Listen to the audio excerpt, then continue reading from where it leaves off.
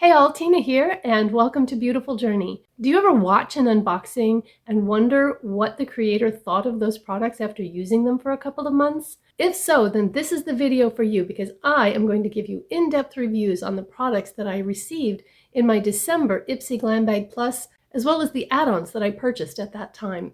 I've had a chance to use them for a couple of months and I do have thoughts. So stick around and see what I thought about those products that I received back in December. The first duo I had was from Item Beauty and GLAMGLOW, and Item Beauty was a melting makeup cleansing balm. I have no idea what I did with that. I can't find it. I don't know if I tried it and didn't like it and already gave it away, or if I put it away to try when I finished another of my cleansing balms, but I looked and I cannot find it, so I can't give you any information on that. But the other thing that came in that was this GLAMGLOW Super Mud Clearing Treatment, and I didn't like this. I'm going to insert some footage of me using it. I have it on my face already. It has a minty smell and that cooling feeling when you first put it on. As it dries, that cooling feeling kind of subsides a little bit, but I can still feel it. It's just not really very pleasant to use. And I've used other clay or mud masks that I really enjoy, but this one kind of has, I'm going to look at myself here for a second. It has these little chunks in it, and so it's not really smooth.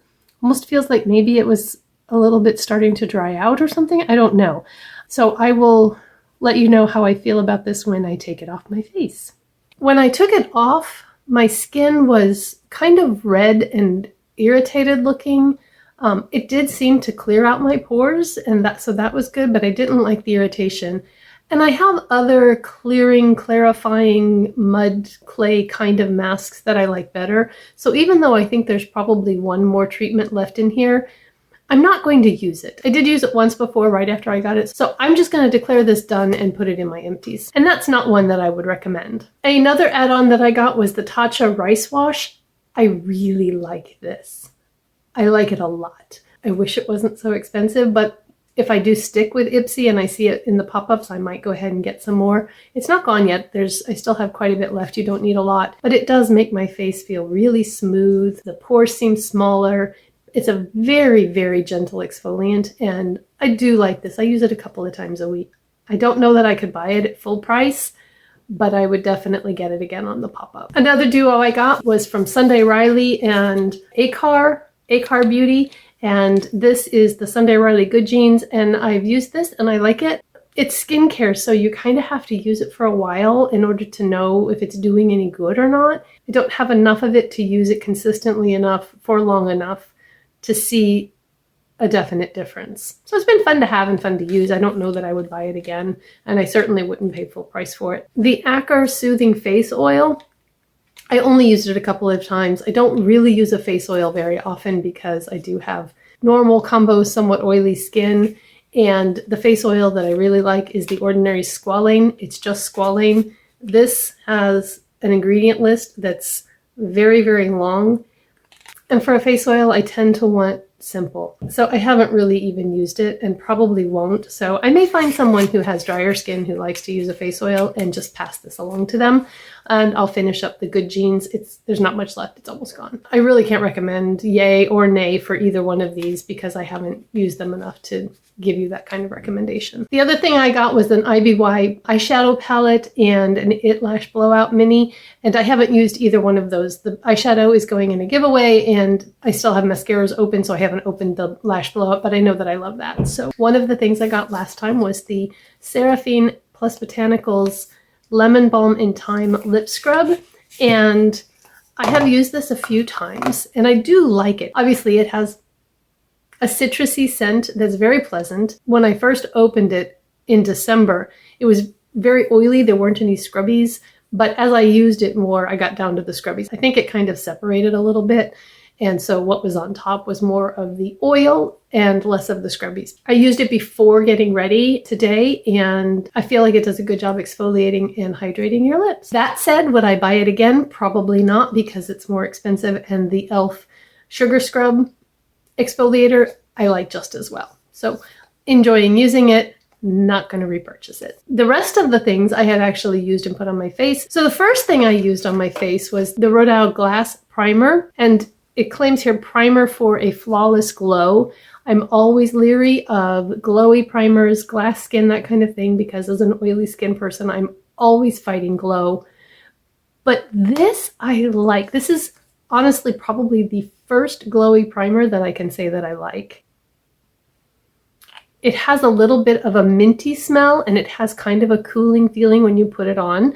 And unlike the GLAMGLOW Mud Mask, this one does dissipate fairly quickly. So it gives a radiance, but it doesn't give a glow. And I think that it's actually kind of still showing through even with the foundation. I do really like this, and I will continue to use this. So after I had my foundation on, I got 2 concealers last time. So decided I would put one on each eye and see how it went.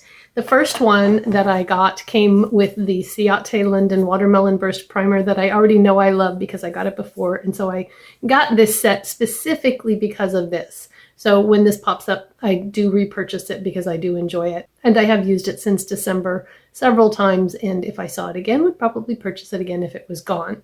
But it also came with a concealer from Pretty Vulgar. And I put this on my right eye. It is a fairly thin consistency, and I just tapped it in with my finger and then used my e.l.f. concealer sponge to help blend it in. And I think that it did an okay job. I think I still see some darkness here in the inner corner, and it did have a little bit of creasing that I had to tap out before I set it. On the other eye, this was in the main bag. I got the Jacka Black Concealer in 1.0, and it is even thinner, but it has more coverage. It has kind of a slanted squeezy tube. I just put it on my finger and rubbed it in and got way too much, so I had to wipe it off and go back in and wipe it off a couple of times in order to get the right amount. But looking at it here, I think I have a much better coverage in this inner corner than I do on this side. I think the darkness is covered much better, and while there was a little bit of creasing before I powdered, every concealer is going to do that. I have lines under my eyes, and when you put something emollient, it's going to settle in the lines. That's why it's really important to take just a couple of seconds and tap that out before you powder. If I do that, then most concealers do not continue to crease throughout the day. I received these Bell and Argent Bronze and Buff brushes, and they're so soft, and they're still soft. I've used them and washed them, and they stay as soft as they were when I got them. I used this one to apply my bronzer. I used the Maybelline City Bronzer. A lot of times I will use an angled, more dense brush like this, but this brush gives a more diffuse bronze kind of all over than the sculpted look of the slanted brush, and I really like the way this does too. Then for my powder, I used the bigger, fluffier brush and the Maybelline Fit Me powder, and I used that all over my face, including under my eyes, and I used the same brush all over my face and under my eyes. Excellent brushes. Not something that I would buy because full price, they're very expensive, but I'm happy to have them and use them. And then last time I also got the Shayna B Miami Nights, and this palette is just gorgeous. I kind of wish the glitter wasn't in there. I did do a dedicated video doing a look with this, and I will link that down below. I tried to do something a little bit different this time, use colors that I didn't use then so that you could see more of it. And I'm really happy with this look that I came up. First of all, I used MIA Mauve in my crease, and they blend super easy. They're very pigmented, so you do have to be a little bit careful, but they do blend super easy. And then I used Space all over the lid, and then I used Bay Harbor as a shimmer all over the lid. And then I deepened up the outer corner with Venetian Gray and brought that under the lower lash line as well. I then softened the lower lash line with Space because I didn't want it to be that harsh of just the black. And then I used Ice Palace in the inner corner and as a brow bone highlight. A lot of times I don't do a brow bone highlight because my eyes are a little bit deep set and hooded anyway, and I don't really want to bring that brow bone even more forward. But today I decided to do it, and I do think that the look turned out really pretty. So I'm happy with this palette. As I said, I wish it didn't have the glitter. In the look in the video that I talked about, I did use the glitter, but I didn't use the glitter glue, and I did get a lot of glitter fallout. And I also had kind of a red spot in the corner of this eye for a couple of days, and I'm almost wondering if maybe I didn't get a piece of glitter in my eye. So I had planned to do the glitter again and use a glitter glue and see how it lasted, but I did not want to risk getting it in my eye again. So I won't be using the glitter in this palette, and honestly, I'm kind of over glitters for the most part. If it's a super special occasion, I might. But shimmers, foils, love them. Just, I don't like the glitter all over my face. So that's the way it goes.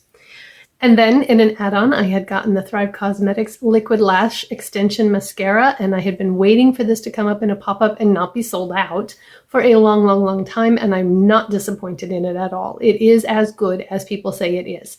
For $12, I am thrilled to have it. It does kind of present a little bit of a problem when I'm taking off my makeup, however, because it comes off best with warm water. I use a cleansing balm to take off my makeup, which works best when your face is dry. So if you put the cleansing balm on this mascara, it doesn't do anything to it. It doesn't melt it, it doesn't take it off. But if you try to take it off first, then you have to dry your face, but it's still full of makeup that's kind of halfway coming off, which makes a mess on your towel.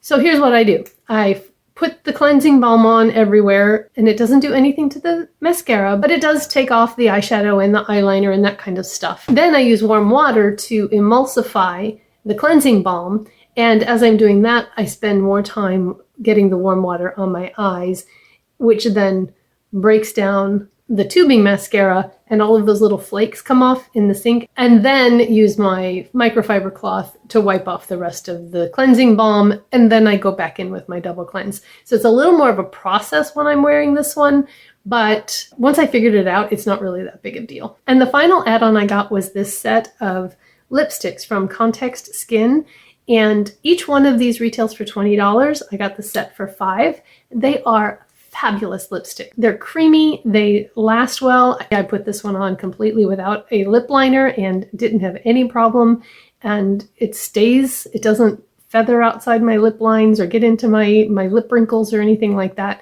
So yeah, I'm really happy with it, and glad that I have these two lipsticks. They're pretty colors. The one that I have on is Hide Your Heart, and it's just this really pretty mauve. And the other one is called Running Free, and it's a super pretty brown nude kind of color. I wear it a lot. So that's the Ipsy from December. If this video has been helpful to you in any way, then I do ask that you hit that like button so that YouTube knows that other people might like to see it, and they send it out to more people, and our channel grows and we get more people on the journey with us. The more the merrier, right? If you like product reviews, then on the next screen that comes up, click on the playlist on this side and it will take you to more product review type videos. If you want to see what I got in my February Ipsy Glambag Plus, then click on the video that I'm going to link on this side of the screen. I'll see you in my next video. Bye-bye.